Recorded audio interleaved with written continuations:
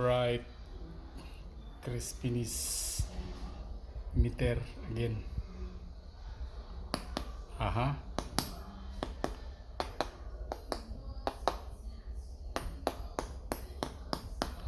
Yeah, boy. All right, just newly cooked special BELLYCHON. So this is my serving suggestion. So first, kasi on this side may barbecue stick to seal the ricados and everything inside. So have to cut this thigh. Ayan. Ayan. And then slice natin. Yeah. Crispy. So ayan. And then yung stick.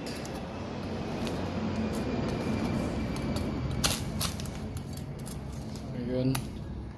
Kunin natin to, baka makain. Kasi masarap pa naman, hindi mo mapansin. Okay. Sat. Super bango. Sobrang bango niya ngayon. Amoy mo yung tanlad inside. This one.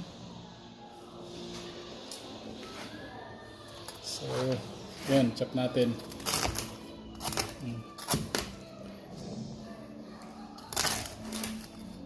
I think mayroon pang isang stick.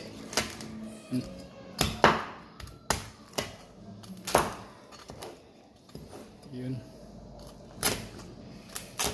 Crispy talaga. Saka juicy.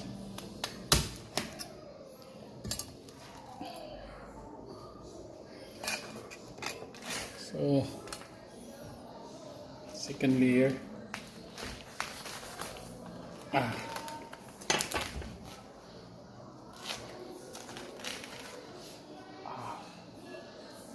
Super crispy. And try to listen to the sound. Well, kunin muna natin yung tanlad. This one. So it's so hot. Ayan.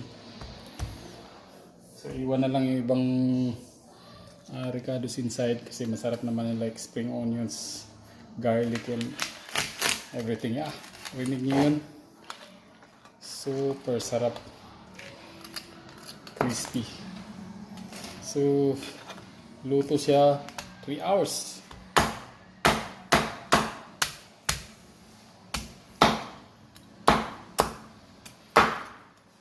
So ilagay ko siya sa oven 8:30. So ngayon 11:30. So exactly 3 hours. Tama-tama sa lunch. Okay. Harap ka.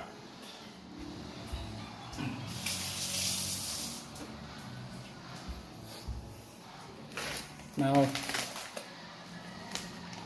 itong tali, doon mo siya hiwain. Ayan. Ayan, narinig nyo? Wow! Yun yung pagiging talagang crispy talaga siya. So, tignan nyo. Ayan. Miwalay yung skin. Ayan, that's very crispy. So, yun. Pwedeng huli natin yan. Slice. Sobrang bango guys. And amoy na mo yung init kasi. Ika.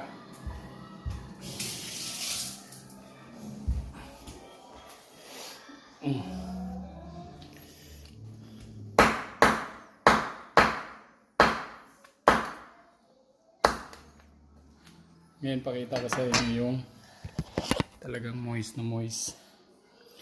Ayan. Juicy. Alright. So, it's now the special BELLYCHON. So, ito yung serving suggestion ko. It's very crispy. Gusto nyo, tikman natin. Skin. Just like that.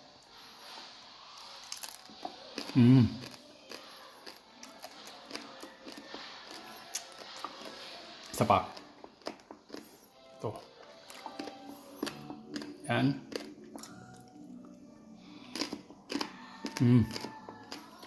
Perfect. So, ayun pala. Ang ginagawa ko, ito yung suggestion ko for serving this special BELLYCHON. Listen to the sound. Oh!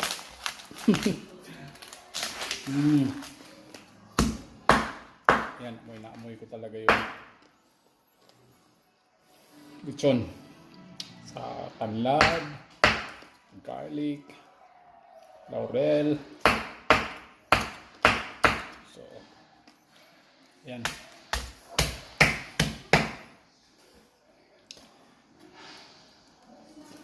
Ito ipakita sa inyo yung moist. Kaya, wala nga.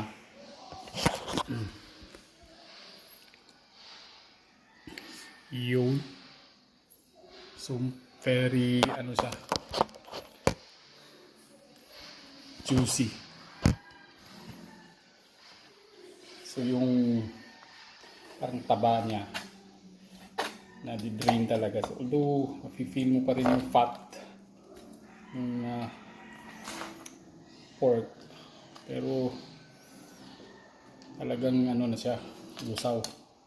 So, this is it. This is how I suggest paano siya i-serve. Para this one, kasi pag hindi nyo maubos, pwede itong slice nyo dito. Kita ko ito, crosswise. Tapos i-fry nyo sa olive oil. Hindi nyo maubos yung leftover. So, olive oil. Ganun lang, then add. That's it. Sobrang sarap. Wala nang ibang lalagay ka pa ng salt or seasoning, no. Yan lang, and fry, serve. So we get this new dish from this lechon belly. So siguro na muna. Enjoy!